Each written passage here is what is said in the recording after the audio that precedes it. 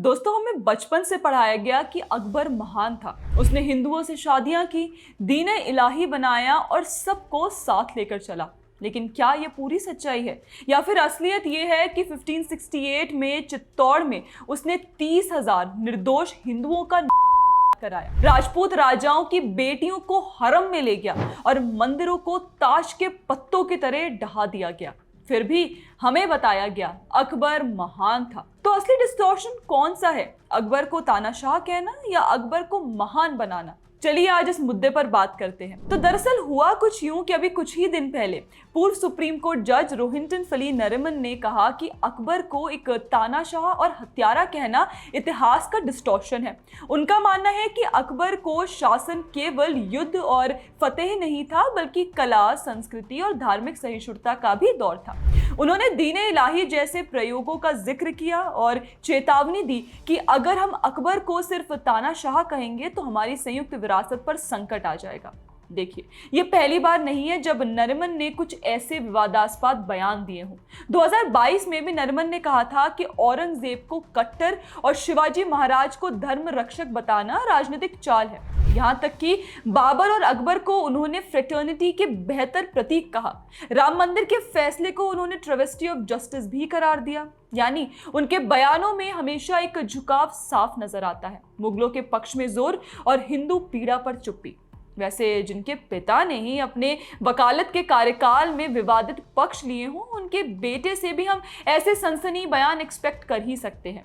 तो दरअसल रोहिंटन फली नरिमन के पिता फली सैम नरिमन थे और उन्होंने 1984 के भोपाल गैस ट्रेजेडी के दौरान यूनियन कार्बाइड कॉर्पोरेशन का पक्ष लिया, जब मिथाइल आइसोसाइनाइड गैस लीक से 5,000 से ज्यादा लोग मारे गए और 5 लाख घायल हुए। उन्होंने भारत सरकार के साथ $470 मिलियन का आउट ऑफ कोर्ट सेटलमेंट कराया, जिसे 1989 में सुप्रीम कोर्ट ने मंजूरी दी और कंपनी पर लगे आपराधिक मुकदमे भी खारिज हो गए। इस फैसले को कॉर्पोरेट हितों के पक्ष में धोखा कहा गया, क्योंकि पीड़ितों को औसतन केवल $500 प्रति व्यक्ति मिले, जबकि स्वास्थ्य संकट जारी रहा। आलोचकों ने आरोप लगाया कि उन्होंने अपने क्लाइंट्स की तरफदारी करते हुए पीड़ितों के न्याय से समझौता किया। बाद में उन्होंने माना कि ये यूथफुल एम्बिशन ड्रिवन एक भूल थी। उन्होंने कहा कि वकील होने के नाते केस लेना उनका कर्तव्य था, लेकिन कम मुआवजे पर अफसोस जताया। देखिए, हम यहाँ हमारी न्याय प्रणाली पर कोई सवाल नहीं खड़े करना चाहते, लेकिन बड़ा अफसोस होता है ये देखकर कि आखिर क्यों हमारे न्यायाधीश एक आधारित सीमा को लांघकर ऐसे मुगल आक्रांताओं को रोमांटिसाइज करते हैं, जिन्होंने हिंदू मंदिरों को तोड़ा और भारत में हिंदुओं के खिलाफ खूब उत्पात मचाया। सवाल तो वैसे यहाँ ये भी उठने चाहिए कि आखिर इन न्यायाधीशों को अधिकार देता कौन है अकबर जैसे मुगल आक्रांताओं को रोमांटिसाइज करने का?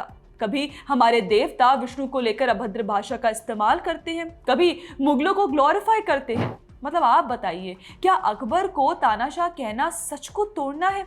देखिए, असली विकृति तो वो है जो हमें किताबों में परोसी गई, जहां खून से लथपथ इतिहास को टॉलरेंस और कॉम्पोजिट कल्चर के नाम पर धो डाला गया। आपको बता दें कि ये प्रोजेक्ट शुरू हुआ 1950s में। एक लेखक ज्ञानचंद ने अधकचरे लेख लिखे, फिर उन्हें इतिहासकार मोइनुल हक ने आगे बढ़ाया। 1977 में कांग्रेस सांसद बिशंबरनाथ पांडे ने संसद में उनका हवाला दिया और धीरे धीरे एनसीईआरटी की किताबों में वही नैरेटिव बैठा दिया गया। और सोचिए इसका परिणाम क्या हुआ होगा। मंदिर तोड़े गए, इसे राजनीतिक कदम कहा गया, हजारों मारे गए, इसे सैन्य आवश्यकता कहा गया, जबरन शादियां और हरम इन्हें रोमांस बना दिया गया। अब यहाँ अकबर को महान बुलाने वाले जरा उनकी असलियत देखिए। 1568 चित्तौड़ की लड़ाई, किला जीतने के बाद अकबर ने आदेश दिया 30,000 निर्दोष हिंदुओं का, मर्द, औरत, बच्चे, किसी को नहीं छोड़ा। क्या इसे आप प्रशासन कहेंगे या फिर सीधा सीधा जनसंहार? राजपूत राजाओं की बेटियां, कथित शादियां असल में राजनीतिक बंधक थी, हरम जीत का प्रतीक था। जोधाबाई की कहानी ये भी अंग्रेजों का एक गढ़ा हुआ मिथक है। राजस्थान के राज्यपाल तक कह चुके हैं कि ऐसी कोई रानी थी ही नहीं। ब्रिटिश ने गढ़ा और बॉलीवुड ने गानों नाचों में बेच दिया। मंदिर तोड़े गए, जबरन धर्म परिवर्तन हुए, लेकिन हमें याद दिलाया गया है केवल कि तानसेन का संगीत, रहीम के दोहे, बीरबल की चतुराई और दीन इलाही। और केवल अकबर ही क्यों, पूरा मुगल इतिहास ही खून में डूबा है। बाबर का नाम ले लीजिए। बाबरनामा में खुद लिखते हैं वो ये कि मंदिर तोड़े और काफिरों का कत्लेआम किया गया। हुमायूं ने गुजरात और बंगाल में अभियान चलाकर इस विरासत को आगे बढ़ाया जिसमें मंदिरों को नष्ट किया गया और भारी संख्या में नागरिक हताहत हुए। जहांगीर, जिन्हें वास्तविकता के बजाय प्रेम कथाओं में याद किया जाता है, उसने 1606 में गुरु अर्जन देव को इस्लाम धर्म अपनाने से इनकार करने पर क्रूर यातना और हत्या का आदेश दिया और समाज की अहिष्णुता को रेखांकित करते हुए और भी मंदिरों को ध्वस्त करने का आदेश दिया। शाहजहां, जो ताजमहल के लिए प्रसिद्ध थे, उसने भी दमन का दौर चलाया।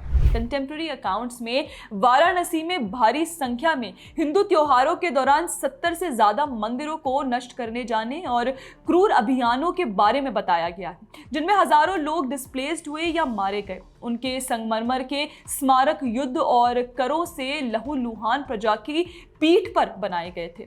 फिर आया औरंगजेब, जो सबसे निर्दयी अत्याचारी था। 1669 में उसने काशी विश्वनाथ और मथुरा के मंदिरों को ध्वस्त करने का आदेश दिया। 1679 में उसने हिंदुओं पर एक भारी बोझ जजिया को पुनः लागू कर दिया। उसके आदेश पर 1675 में सिख गुरु तेग बहादुर का सिर कलम कर दिया गया। उसके लंबे शासनकाल में मराठों, राजपूतों और सिखों के खिलाफ अंतहीन युद्ध हुए, जिनमें अनगिनत मौतें, विद्रोह और दिवालिया राजकोष शामिल थे। उसके अपने इतिहासकार संगीत पर प्रतिबंध और हिंदू पूजा अर्चना पर प्रतिबंधों का दावा करते हैं। सांस्कृतिक घुटन की नीतियां, बाकी इसको लेकर एक डिटेल्ड वीडियो आप हमारे चैनल द पैम्फलेट पर भी देख सकते हैं। तो दोस्तों, आखिर में सवाल यही है कि हत्यारे बादशाह महान कैसे बन गए? इतिहासकारों ने छोटे छोटे जमीन अनुदान या पुजारियों को दी गई तुच्छ पेंशन को सहिष्णुता का प्रमाण बना दिया।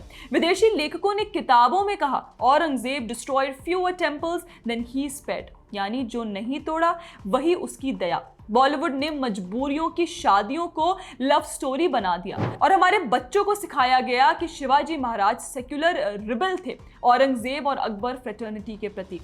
दोस्तों, असली डिस्टॉर्शन यही है। चित्तौड़ का 30,000 नरसंहार छुपाना, काशी मथुरा का विध्वंस भूल जाना, गुरु तेग बहादुर जी की शहादत मिटा देना और ऊपर से जो इस सच्चाई को बोलता है उसे कम्युनल कहकर चुप करा दिया जाता है। तो याद रखिए, अकबर को तानाशाह कहना इतिहास को बिगाड़ना नहीं है, बल्कि इतिहास को ठीक करना है। और जब तक हम सच को नहीं पहचानेंगे तब तक हमें झूठ का बोझ ढोना पड़ेगा। बाकी दोस्तों, आपकी इस पर क्या राय है हमें कमेंट सेक्शन में जरूर बताएं और बाकी ऐसे और वीडियोस के लिए आप हमारे चैनल को सब्सक्राइब जरूर कर लें। जय हिंद।